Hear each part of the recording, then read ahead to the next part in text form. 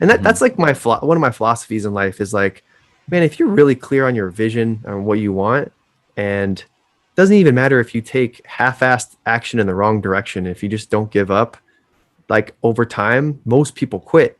Most people just stop. It gets hard and they just don't do it anymore. But like if you don't give up on the thing that you want and you actually keep putting the work in, like success as you've defined it will become inevitable as long as you keep moving. In a lot of ways, that's the story of Massive Monkees. Like we just never quit. We never stopped keeping our feet moving. We never stopped evolving. We never stopped dancing. We never stopped producing events or stopped pushing the envelope, and for forever. And so that's part of why I think a lot of people were like, yo, we love what you guys are doing and we want to come be a part of it.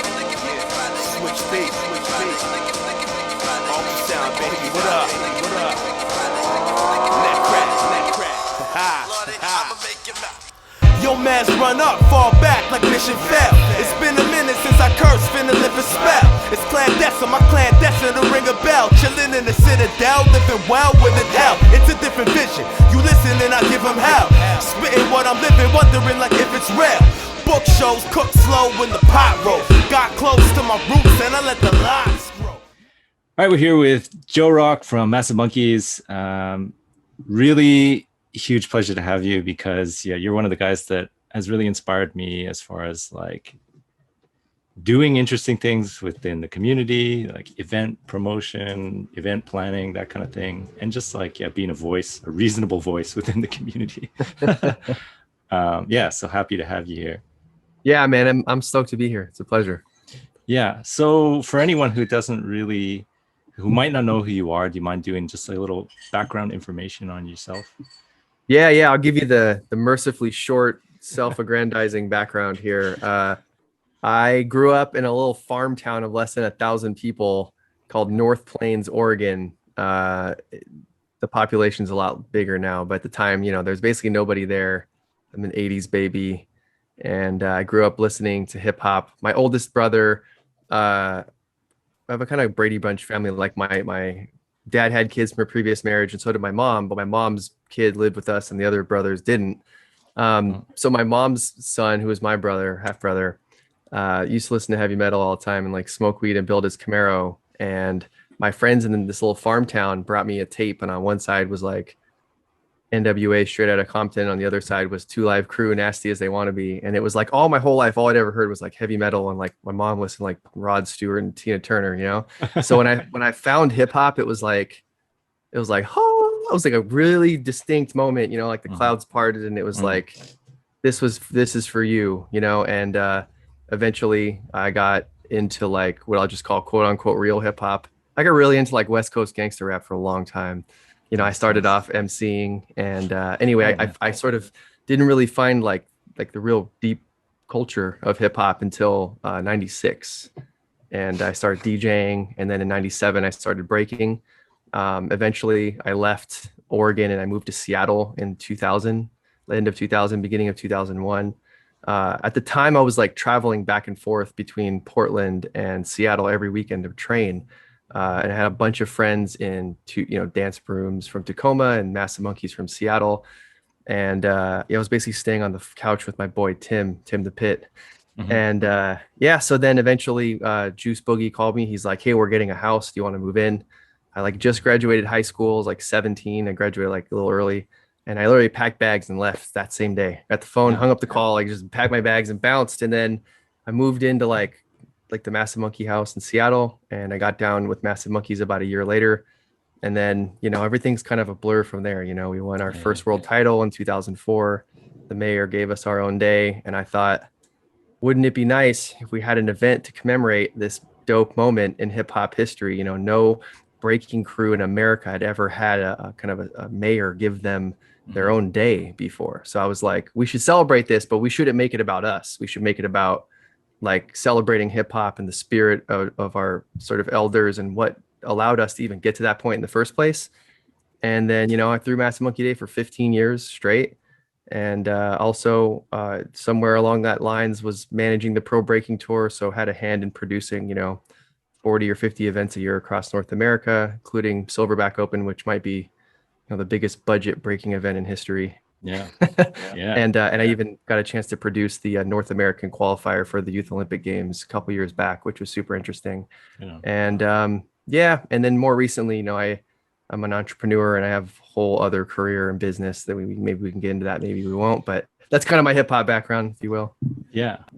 Man, that was like, yeah, a nice little intro on all the different things that I kind of want to touch on in the talk. Okay, great. Yeah. Man, where to start? Okay, well, why don't we start with, I was always kind of curious, like you mentioned the Massive Monkee house. What was that kind of experience like? Or yeah.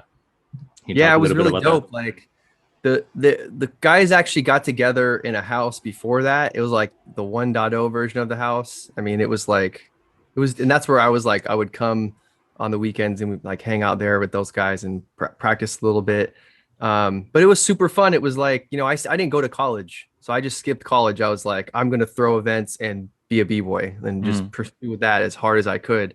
And that's what I did. And so, I got to hang out with Massive Monkees, and I grew up watching VHS tapes of like Boss Crew and USM, which became, half of Massive Monkees, and watching Massive Crew and all those guys. So for them to be my friends and to like move in with them, the whole thing was just really surreal for me. It was like they're my boys, but I was like a fan and I really looked up to everybody.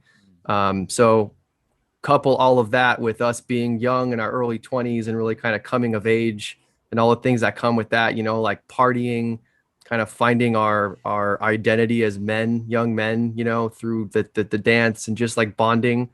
And really, I was just honored. I felt like when Massive Monkees came together in '99, it was like a big deal for Seattle, and they went to Freestyle Session and had a big moment. And I just was fortunate enough to also be there hanging out with them at the time. So to get down with the crew later, it was felt like and to be in that house, it was really dope. Like a lot of crazy things happened in the Massive Monkee house, like crazy things, like, everything from memorable parties to fighting each other, to I was standing in the living room watching an old crappy ass TV and seeing the planes hit the towers on 9/11. It was a lot of like rich history there. Funny, crazy stories, good things, bad things, sad things. It was like the full range of life, but it was really dope. It felt like we were a part of something bigger than ourselves. And even though like breaking was this still, it was still at the time, breaking still felt like the Pacific Northwest had a style, Cali had a style, the Bay had a style, SoCal had a style, Florida had a style, New York had a style. Everything wasn't really like amalgamated into like the same kind of the way that it is today. We can talk about that later. Yeah.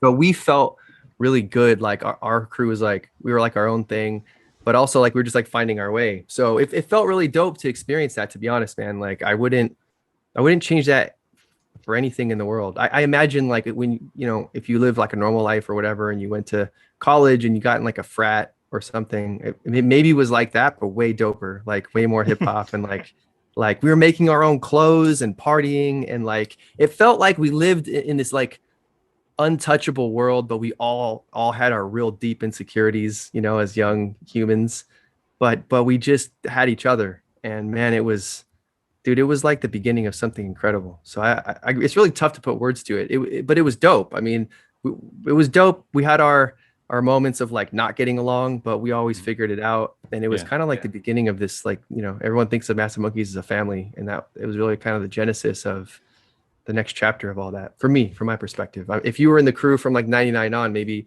it was different, but for me, it was like, that's how I saw it, Yeah. Like when I was coming up and just getting to know about Massive Monkees, like, and just getting to know about breaking culture and what have you, like, there's always that idea of the crew is family, crew is like, those are your people, right? You like, you live and die for them kind of thing, right?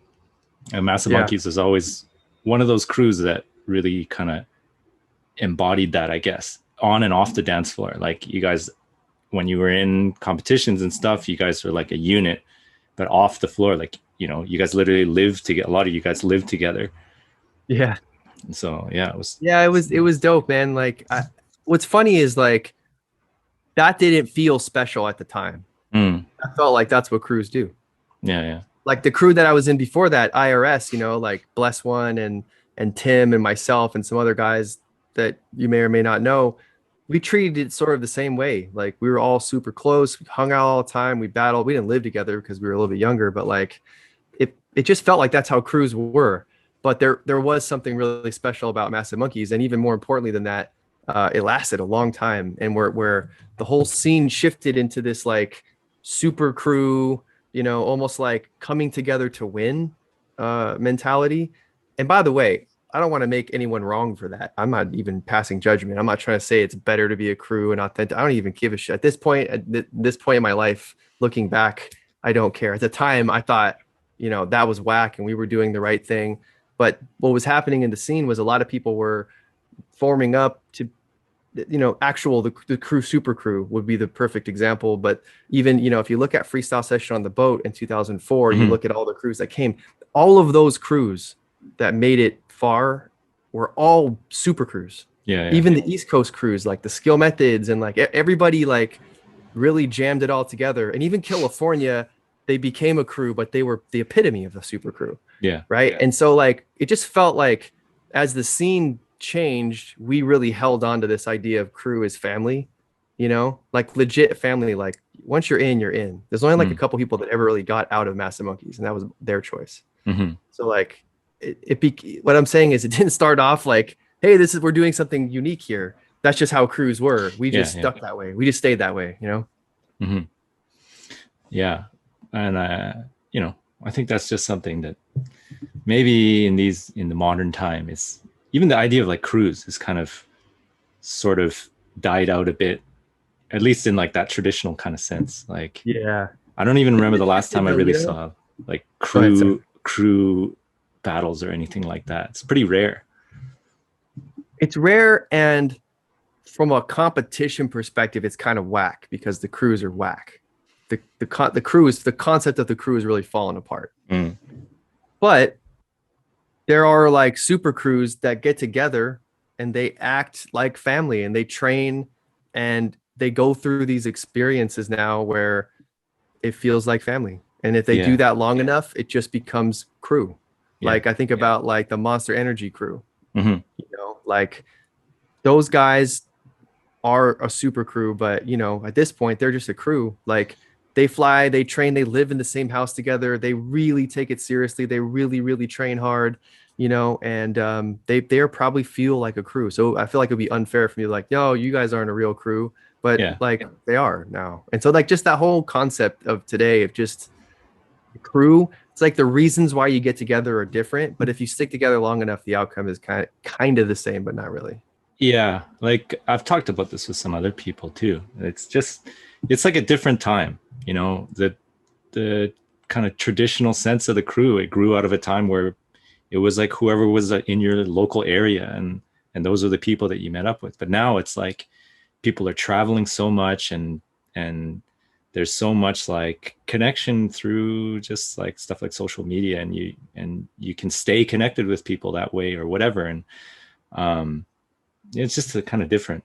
And like you said, you know, it might not be the same as it was back then, but the idea of like people still being close, even though they're from like different areas or something like that, can still happen. It's just maybe not exactly the same, but yeah. Well, if you think about it, the history of hip hop is steeped in people coming from the hood and the projects and not being able to travel and coming out of gangs and really difficult. So the mental model the hip hop was born in was really like gangs and the biker culture and these kinds of things, right? So like it makes sense. Like in that sense, if it's a gang or like a bike crew or whatever, like I get it. That's why it feels like crew forever.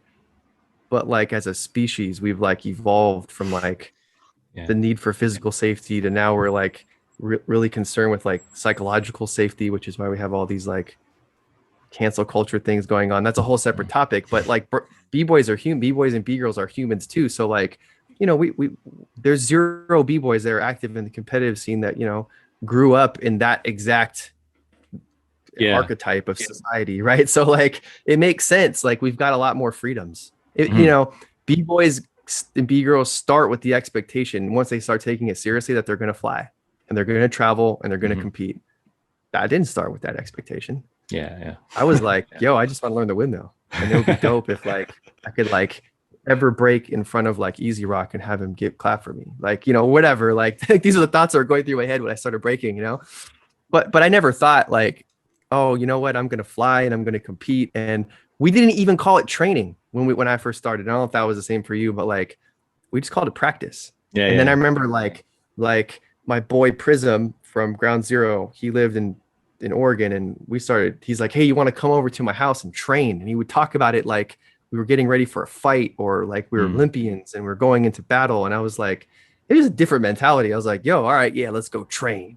Now people talk about training. It's just a word. It's like a verb that everybody uses. But back then it was like, yo, we're just gonna go practice. You want to come practice? Like, yeah, cool.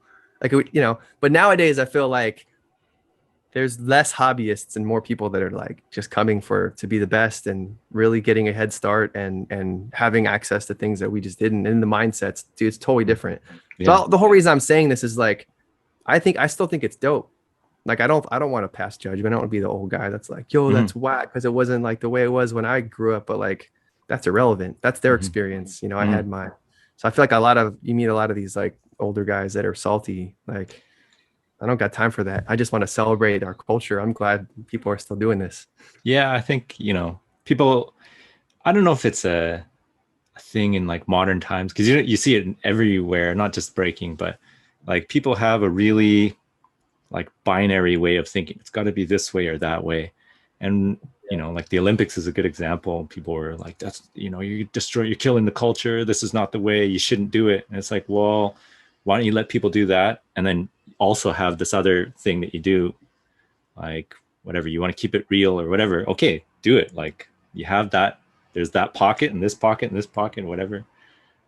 Doesn't even have to be a pocket. When you ask the people that don't support this movement into the Olympics and think it's going to ruin the culture, when you ask them, well, what way should the culture be? You know, it's like they all give you an idealized answer that doesn't exist. It's not like that now. Like that's already done. Yeah. You know what I mean? Like, so like, even if we didn't do the Olympics, that's already not the reality that we live in. There's not really, when you really get behind it, it's like, isn't that much difference.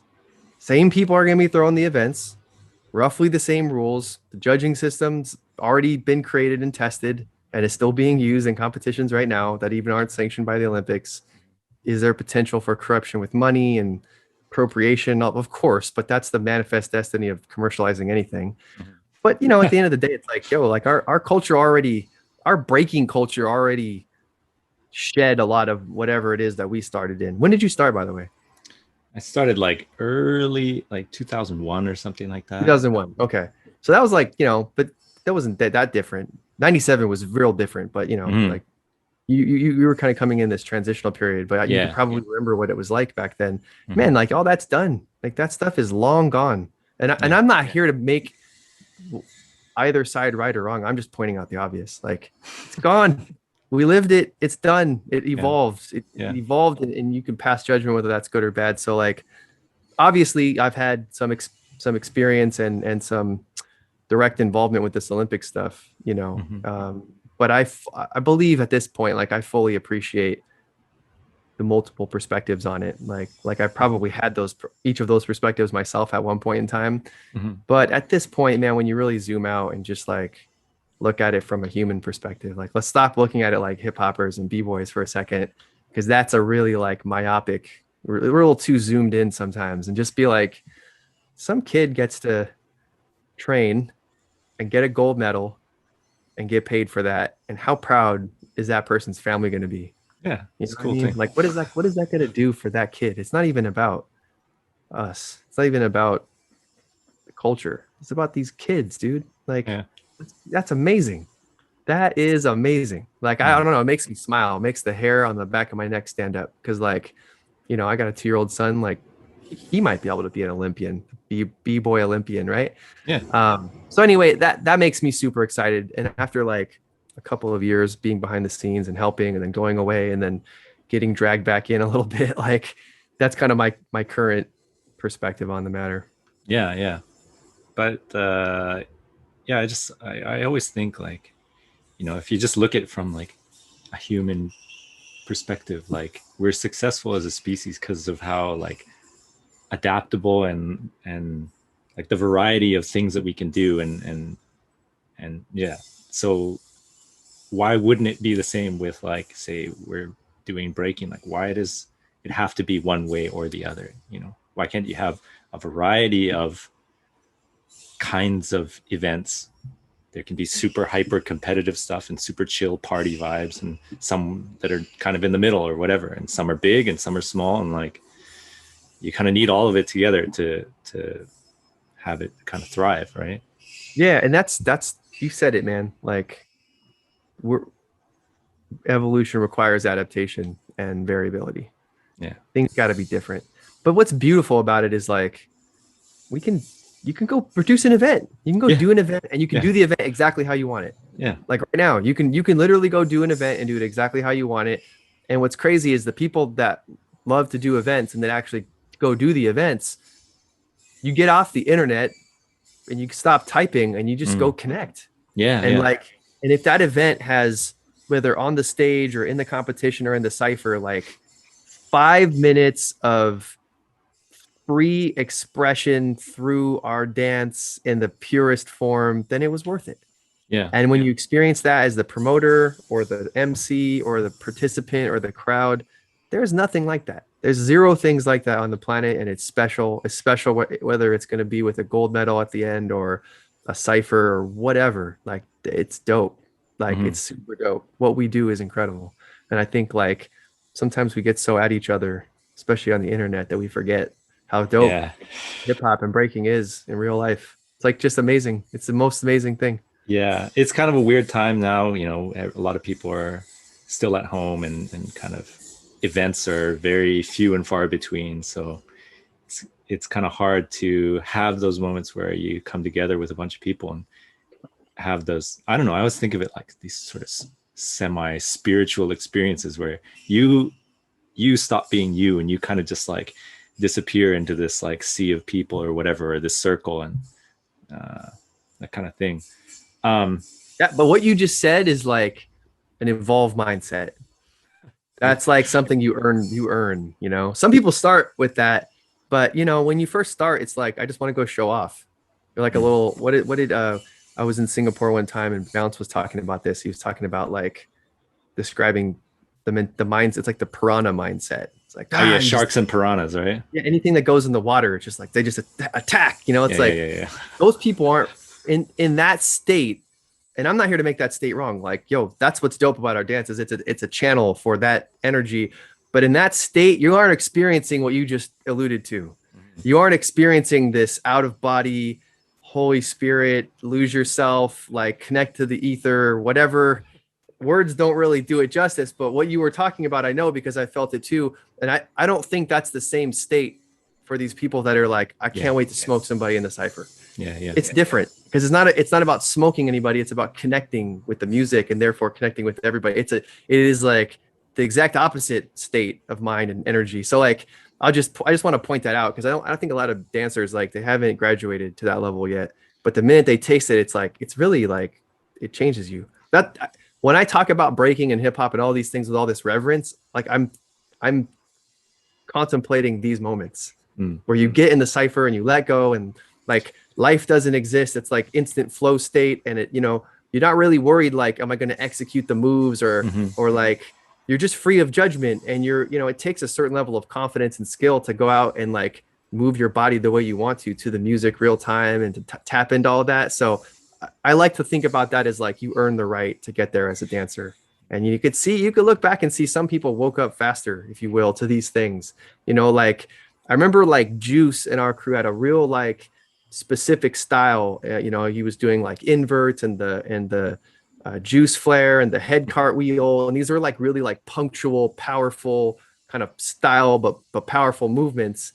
And then like around 2001, 2002, I remember he was like in our house, and every day he would like stretch, he like smoke a little weed and stretch, and he started locking, you know, and then he started, because at the time his girlfriend was locking too, and then he started really like changing his style. And I remember I didn't understand at the time, but he was already free. Like he was already experiencing this tapped into thing like in 2002. And I didn't get it because I didn't understand it, you know? And it was kind of like when people look at Remind, you know, look at Ariston and they like, you know, like that guy, like every time he thinks about like touching the floor, like he's in that state, you know? So like, I didn't get that, but he was early. There's just people that were early. You look back on footage, you're like, oh man, he got it. That guy was free, or that girl was free, you know? So anyway, I just want to point that out. I don't know everybody understands what we're talking about here, but yeah. But I don't know if that's maybe like a difference in mentalities of various scenes, or even the West Coast sort of East Coast kind of thing, or I don't know, whatever. But it's just like, and thinking about my own personal experience, like, you know, my dad is like a super Buddhist kind of dude, and I grew up with a lot of like Buddhist kind of things, so there's that.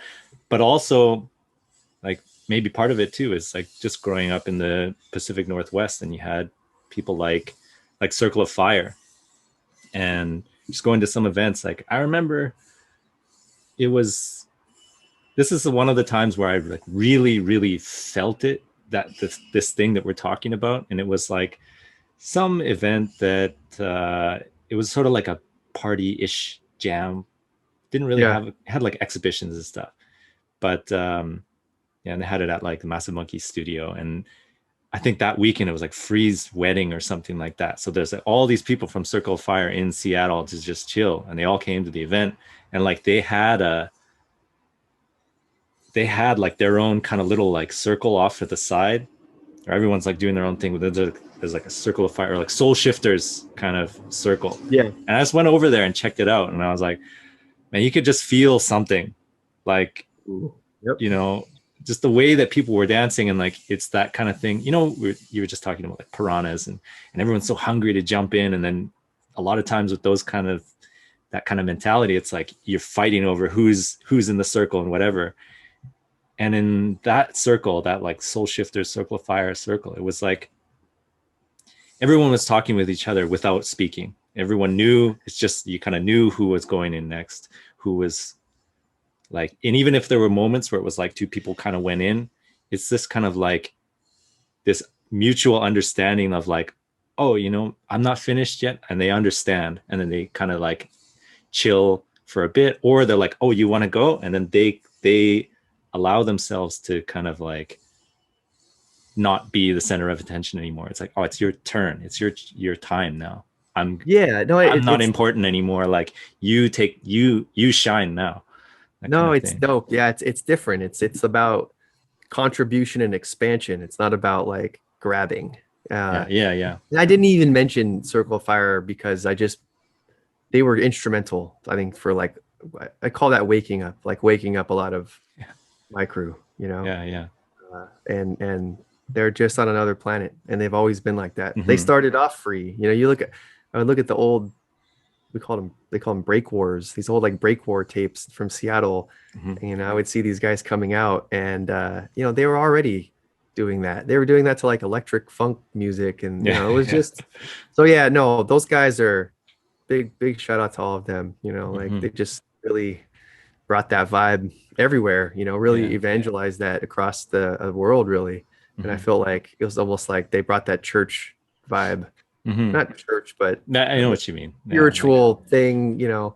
I don't know. I don't want to use any words that will disconnect people from the feeling, you know, because the words don't discuss this. Yeah, like it's a spiritual, or like, you know, that like moment with God, quote unquote. But it's like, and I've heard other people talk about it this way. It's like, you know, you're communicating with quote unquote God, but it's like whatever God, like whatever that means to you, whether it's an old man in the sky, or like somebody with like eight arms, or if it's just this thing, this whatever you want to call it, like something bigger than you, and that's it. That's all it is.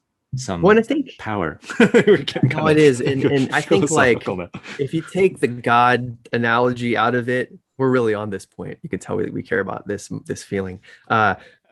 It's like, you know, when you study humans, you know, we're kind of like the human chimp, you know. It's like we have like similar political structures and social structures when you compare primates and us. But anyway, like when you're doing what we're describing, it's like really transcending like me. And it's about we, it's about us, it's about this Yeah, yeah, connection, it's about this expression.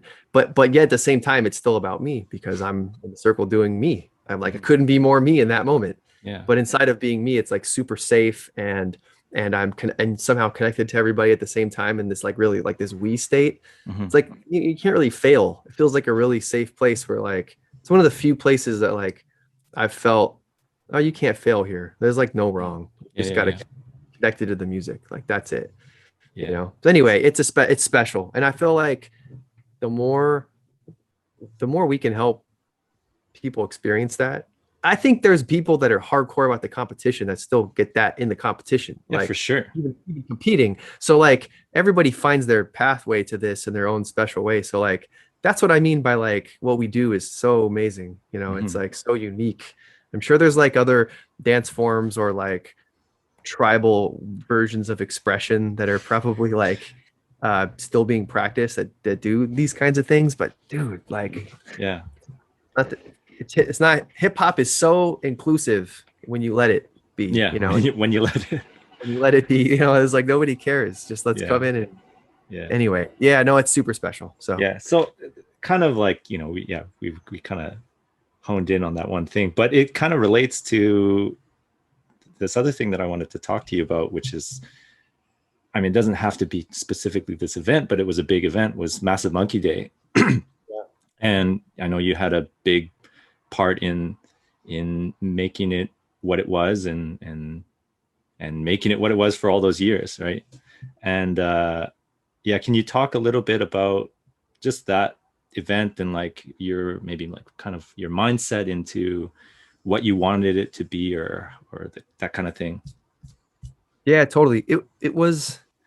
It started off, like I said, it really evolved over time. You know, like my intentions and the crew's intentions for that event have really evolved as we evolved. And in the beginning, it was literally like I loved throwing events. You know, I did my first event in like 97 and I basically have thrown an event every year since 97. 2020 was the first year that I didn't do an event. And there was like, let's celebrate this accomplishment, but let's do it in a way that honors like Seattle hip hop culture and bring everyone together and let's just celebrate this whole thing for the whole us.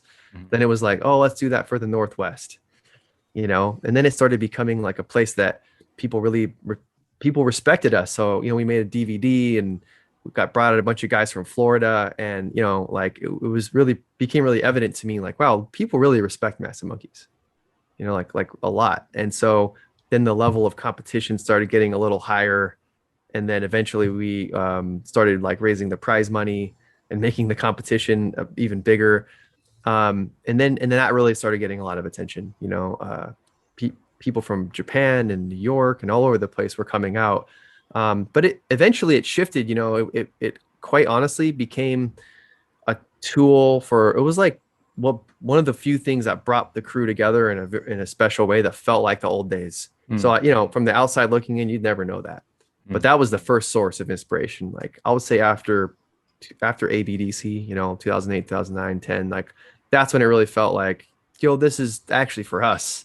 mm. Now it's selfish because it gets all of us together and we get to celebrate and, you know, we give out an award and, you know, it was dope. It was like those moments at the end of the jam where we were like on the stage ciphering as a crew, like that was really like a special thing for us, you know.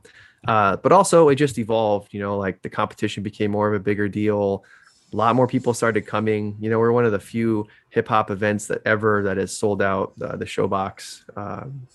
There's two Showboxes, but the main Showbox venue, and that venue's dope, and there's a lot of history there. So, yeah, it was cool, and it just kind of grew into this thing. And then, you know, I think the last 3 or 4 years, it became we started getting a lot of notoriety on the competitive side of it. You know, you think about the US, there's like a very small handful of events that people talk about and want to attend, and Massive Monkees was in that conversation, and that felt really dope because that was like same conversation as, let's say, like a freestyle session, which was, Right. you know, it's Right. mind-boggling to me that we're even in that same discussion, you know.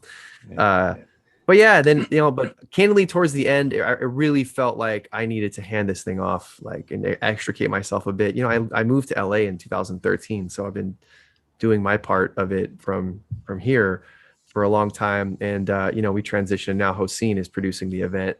And obviously 2020 was going to be the first year that he did it at the helm, you know, kind of leading the whole effort. And 2020.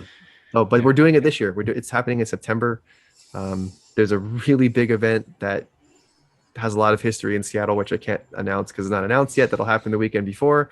There'll be a camp in the middle, and then there'll be it'll be an event. It's gonna be dope. It might even be free. Like we're celebrating. I think it's like the 100-year anniversary of Seattle Theater Group.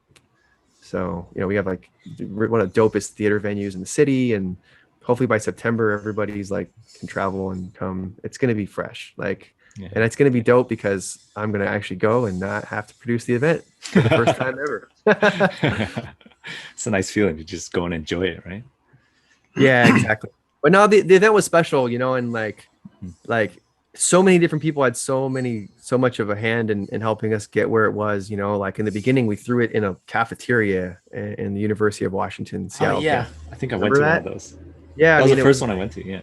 It's like little middle of nowhere, you know, and there's this guy, Trevor, that does like the activities there. And he just put us on. He just helped us, you know, like, oh, man. And we've just had these people, these characters, these unsung heroes that have like really helped us, really helped us get into the venues and just made things happen for us, you know. Like from my perspective, you know, one of the things that made that event, why it's one of my favorite events. In, you know, I'm not like some guy that's traveled all over the place and gone to all the events, but I've been to a pretty decent amount of, especially the bigger one. I've been to like a freestyle session, an Outbreak Europe, and Outbreak IBE, and you know they're all good for their own reasons. But Massive Monkee Day like has a special place because it's one of the few jams that, in my opinion, really has a good balance of like high level competition that's fun to watch, but also kind of like remembering that the dance is not only about the competition, and it's not only about like ciphers and hardcore b-boy b-girl stuff. It's like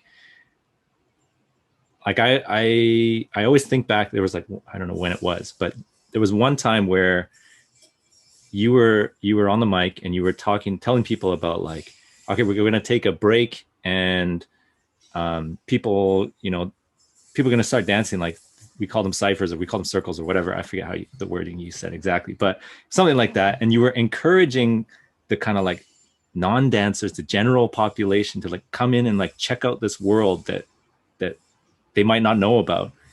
And like, you know, I guess that's what I'm getting at is, you know, you did a really good job, in my opinion, of being a host and welcoming people into this kind of world that they might not know about. Yeah, man. Thanks for that. It's funny. I started doing this thing like in like 2006 or 7, where I was like, yo, make some noise if you've been to Massive Monkee Day before, you know, people would cheer. And then I would say, yo, make some noise if you've never been to Massive Monkee Day. And I'll be make some noise for all those people because they've never been here. And that's the reason why this is going to be, you know, kind of making that a whole thing. Because, and I noticed that like every year, like the people that had never been before were just getting louder and louder and louder and louder. Right. And I was like, that's a good thing. And then it ended up being pretty predictable, you know, like 50 or 52% or something, 55%. We're just people that aren't even from our world. They just heard about Massive or saw it, something, and came. And, you know, I wanted them to feel welcomed as part of the experience.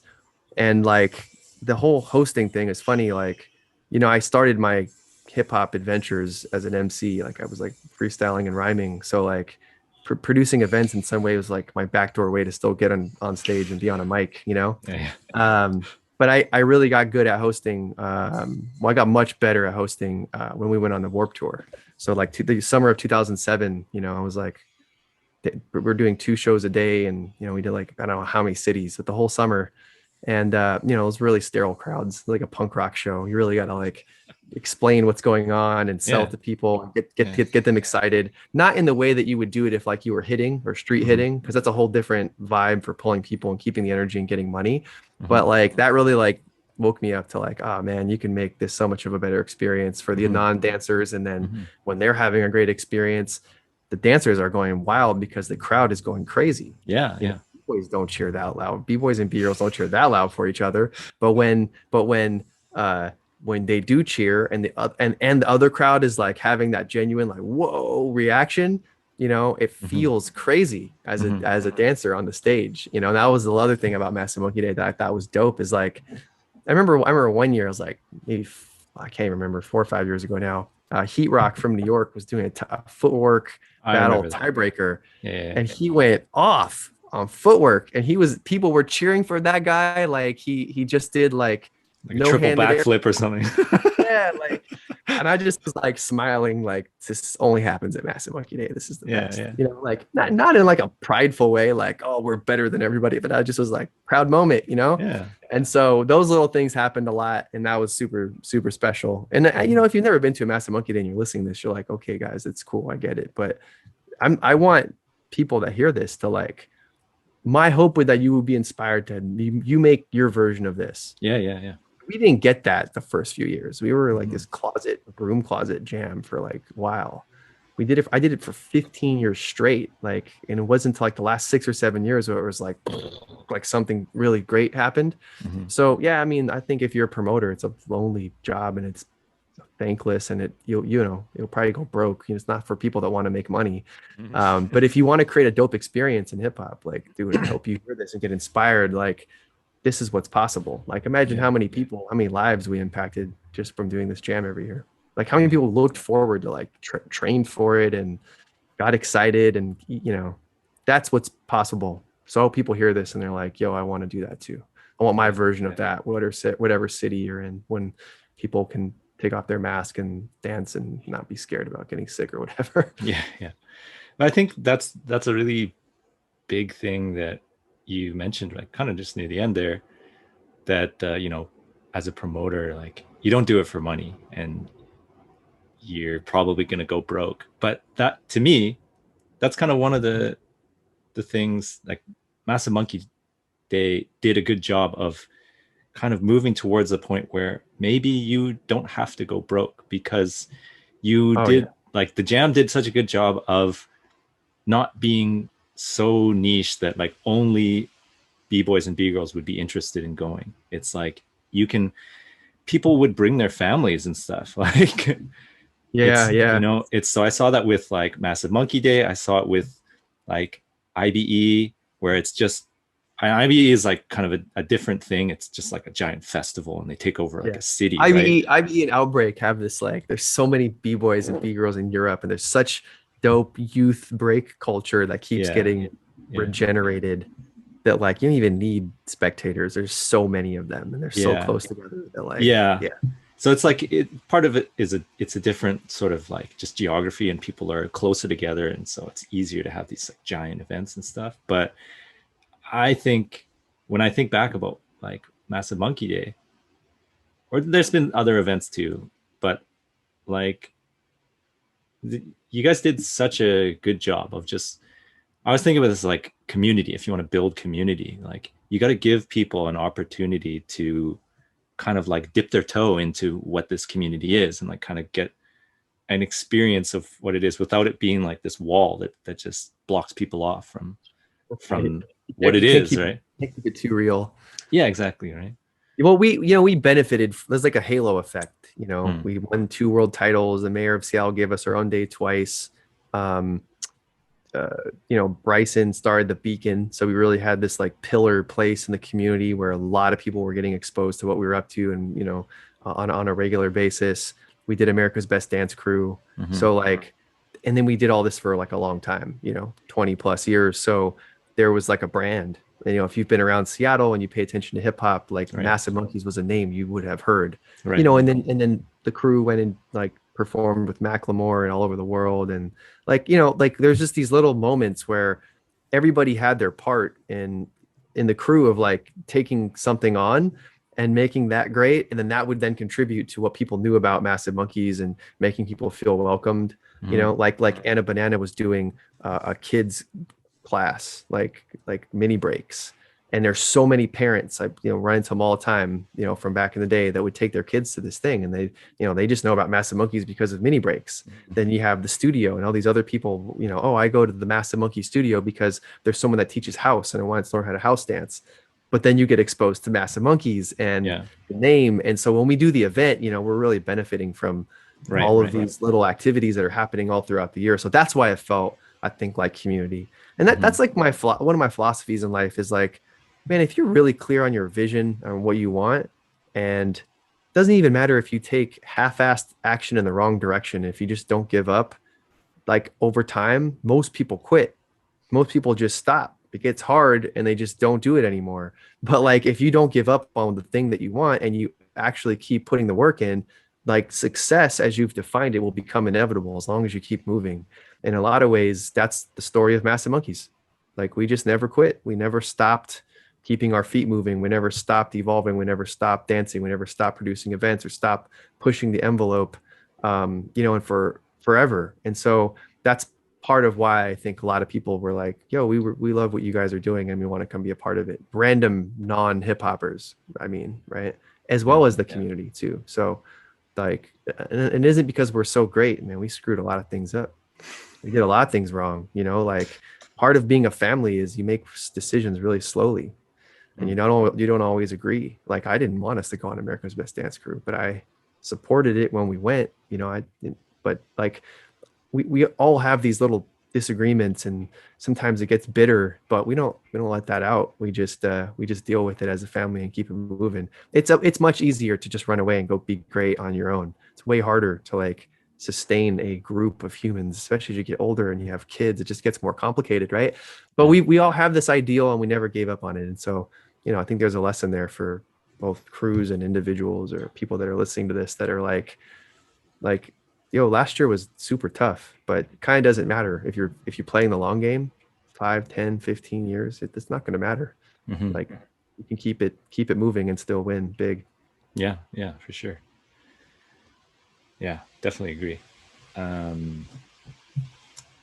guess the last thing that I want to talk about, I guess it's kind of just building off of what we were just talking about, is like, it just, I guess, business and breaking, like, it's kind of like, is that even possible? Can you even do it? Yeah, it's totally possible. And I think like the person and people that are world class at that right now is Moy and Break Free and his whole squad over there. I mean, they're killing it. Yeah, profitable. They're growing. They're really excelling right now. You can just see it. They're one of the only people doing consistent event production right now in the United States, and on a big level. Like, and it keeps getting better and better and better. And we're not just talking about events. We're talking about community-driven programs, competitive events. They've got their hands in so many things now, and they're expanding to different cities. So I think that they're at least in the United States, are one of the best models for doing breaking in business well. I think another model of doing it really well is MG and MK with Outbreak in Europe. That is dope, and those guys are really smart businessmen, but incredible hip hop heads and dope dancers, and they get all the angles, and that event just keeps getting better and better and better. The same thing with like the Polski Flavor guys and Clayu and the guys that are doing the camp. So dope. Like, great model, makes money. Every year it gets better too. They keep making it better. So I think there's some good models out there. I don't think anybody's really like I don't know how many b-boy millionaires there are that didn't just go get famous on YouTube, which is incredibly challenging and deserves to be applauded. But I just use the $1 million mark as like an arbitrary, measure of financial success, because that's like a cliche for entrepreneurs. But that substantial financial success in the breaking game, still unlocking that one, I think. But there are people that are really doing a great job, more than making a living on it, and then getting other people to make a living. So I think it's possible, 100% possible. Could you take the same skills, ambition, and talent and apply it any other market and get ahead 5 times faster for sure. Like one I feel like one of my unfair advantages as a businessman, as an entrepreneur, is like I'm a hip hop head, and I understand that we should all be students and humble ourselves. I understand that everything has a foundation, and when you master the foundation, you can build on top of that incredibly well. I understand how to be competitive without being an arrogant asshole. I understand how to turn that switch on and turn it off. I understand how to collaborate and get things done across crew lines and all. Like, I learned all this stuff from hip hop. I didn't learn that from business. So when I came to the business world, it was like I felt, and how did I miss this? I understand what it means to not dabble and go deep. I understand mastery. I understand what it's like to try to do the windmill like maybe like 10,000 times until I got it. I understand what it's like to like run the same footwork pattern until it feels just perfect, and I could never not do it perfect. I know what it's like to have a stupid level of perfectionism in what I was trying to do as a dancer, you know. And when I started in business, I was like, I'm going to treat it the same way. I'm going to study the history. I'm going to understand the foundation. I'm going to understand, you know, where previous people were successful and where they weren't. I'm going to go nerd out at levels that like normal people that study business don't even care about, because that was like the only way I knew how to do it, because that was my experience with breaking. Right. So I think there's so many lessons that we learn in breaking, especially, you know, if you've really gone in and done this for a decade, that you can apply in your life and get a crazy unfair advantage if you can sort of see the parallels, you know. Also just like having confidence. Like, I was an introvert when I moved to Seattle, you know. I was like, lock myself in my room and download obscure 70s funk MP3s and don't bother me until I go to the garage, you know. Like, I was not an extrovert. Like, so like I learned how to like find myself in the dance. And once you find yourself in one place, if you're smart, you can find yourself in any place. You just, there's like no room I can't walk in and not feel confident in, because I'm just know that from being a b-boy. And it's not an arrogance, it's like a certainty, you know what I mean? It's like a really strong foundation of like self-knowledge, because I did that work through breaking. But I sort of feel like a lot of b-boys don't see that bridge. You know what I mean? They don't see the bridge between all these wonderful mental models that we learn in breaking.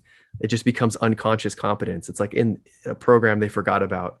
But if you remember, like, oh, I did that, and like all the things, all the cliches, all the lessons, all the things we learned coming up as b-boys and hip hoppers, you know, it's super applicable to the business world, like crazy applicable if you let it. So yeah, in like recent years, one of the things that I've been thinking about a lot is just, you know, we do all these kind of crazy things as humans. Like, you know, we dance, we make music, we study the universe, we do create religions, we do whatever, right?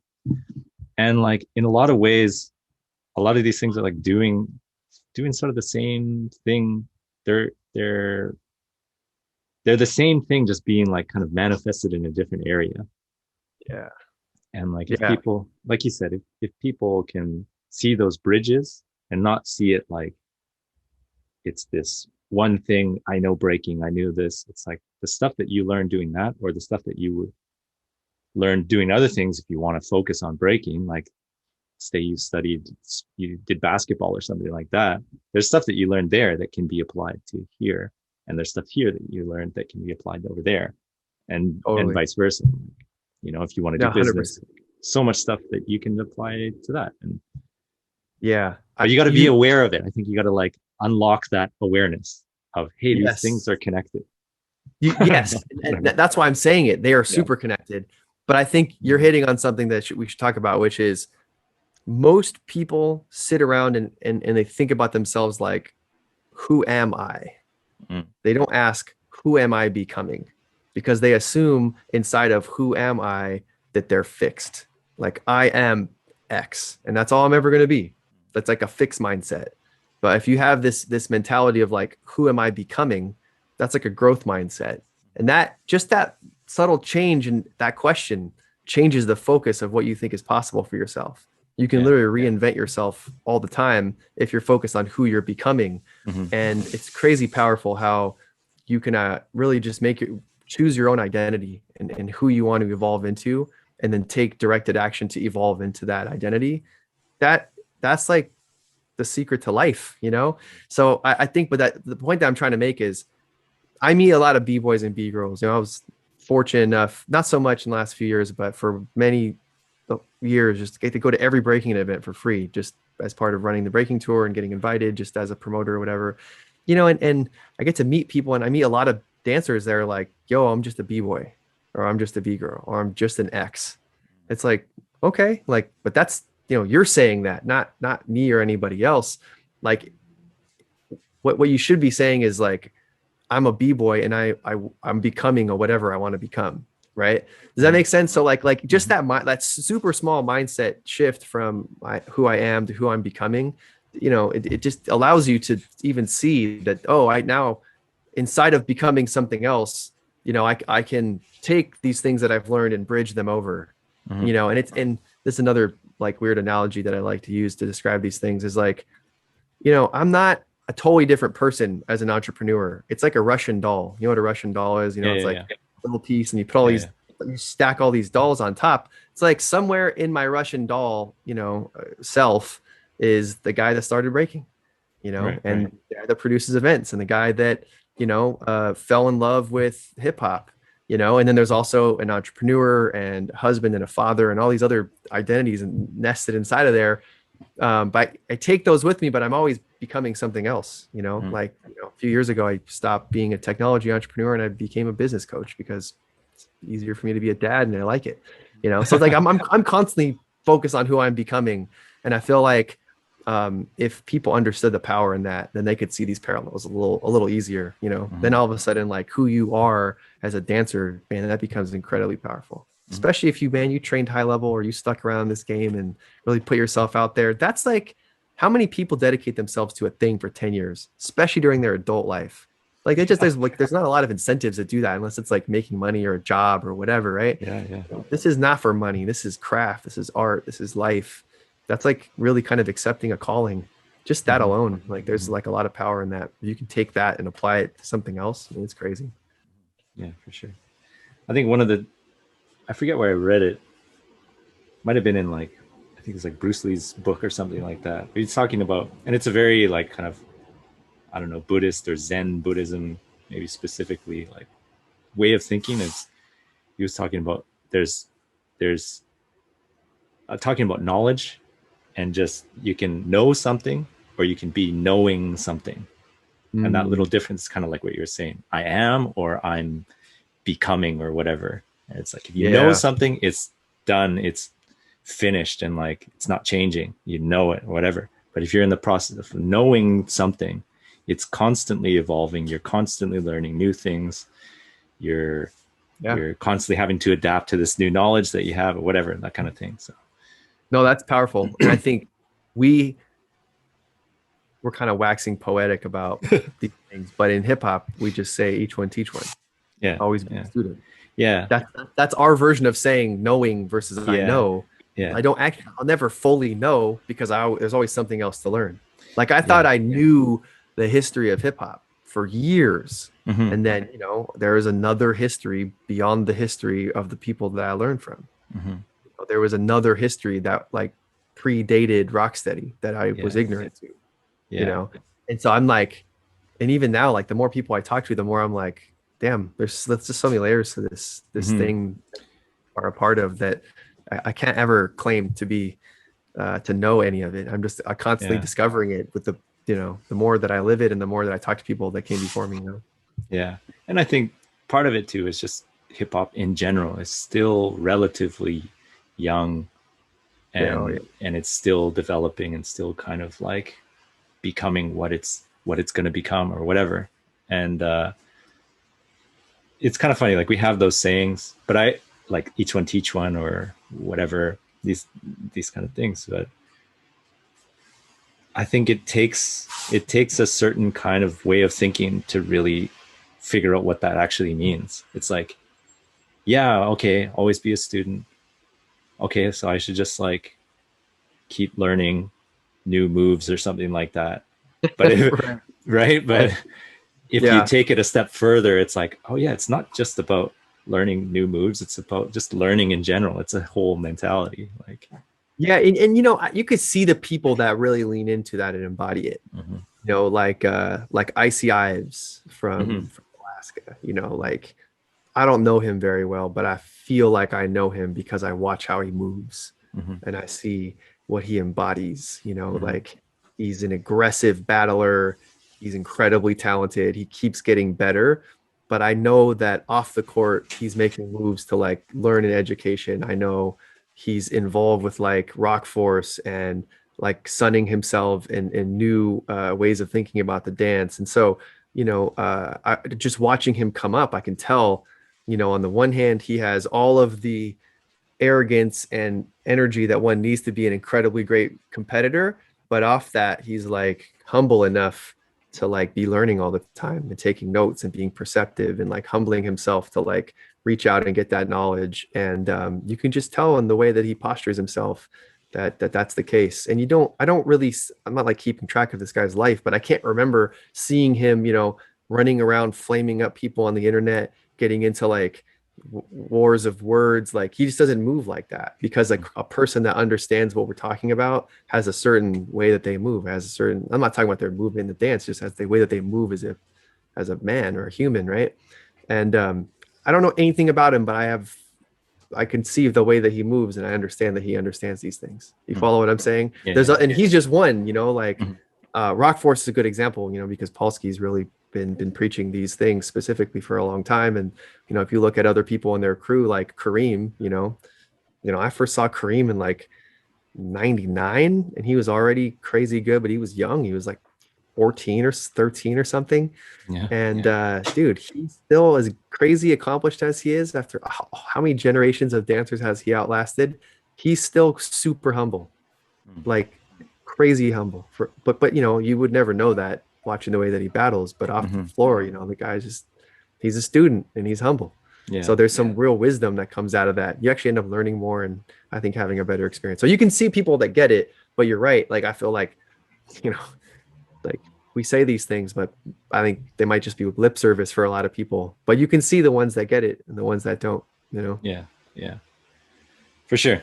And I think that's why it's important that's one of the reasons why I kind of enjoy this thing that I'm doing, is that you get to dive a little bit deeper behind these things that everyone says or whatever, Yeah. or you hear the story of this jam or whatever, and you get to know a bit deeper and you just learn a bit more. And yeah, I think these are important stories and important things to be told. So you know. For sure, man. No, this has been great. Like I'm so steeped in the world of being a father and an entrepreneur these days that you know, it feels good to talk philosophical hip hop breaking stuff again, you know, Yeah, like yeah. very few, I still, after everything that we've all done, you know, I still feel like I still don't have very many people in my life that really can appreciate what we're talking about right now. And it's like such a special lived experience. Um, it's just dope. I don't know. I have a lot of reverence for breaking and hip hop at this point in my life, you know, and I'm talking about them like they're over. They're not, like, you know, like I'm still involved in a lot of events and talking to a lot of dancers and love every direction that we're going in the scene. And I even still practice all the time, you know, for fun for me. But yo, it's just so rare. Like it's rare air. Like I can't go to my entrepreneur friends. Like they just don't get it, you know? Like, oh, it's cool. You did this thing and you got YouTube video with like 89 million views or whatever. Like, you know, whatever. But like they don't get what we're talking about here. Like even if they listen to this, they wouldn't get it. And I feel like we're doing a pretty good job of explaining it. So anyway, I just appreciate you having me, man, and being able to kick these ideas around at this level of depth is super dope. Yeah, yeah. And you know, it goes both ways. Like really, really appreciate you just taking the time to come on here and just talk about these things. And again, one of the reasons why like I wanted to have you on here in particular is like you're one of the people that can talk about these things deeply. You can, you know, like maybe some people have they have it in their head and they understand it in their head, but it's not always easy to like express it, articulate it. But you're one of the people that's really good at getting the point out there verbally and having it in a way that people can understand it, at least in my opinion. Yeah, which is one of the reasons why I think you were always a good MC and host. Yeah, Like I think if I resurrect myself in breaking, it'll be as a host for sure. Yeah. I could do that for a long time. But anyway, I think we'll cut it there. Maybe we'll pick this up again sometime in the future. But again, really, yeah, man, I'd love to come visit, and when we can travel again, I really go to Osaka, like real bad. Yeah. Thank you everybody for listening to this, and thanks again, Joe, for just taking the time. Really appreciate it. Definitely, man. Thanks for having me, brother. All right, peace, everybody.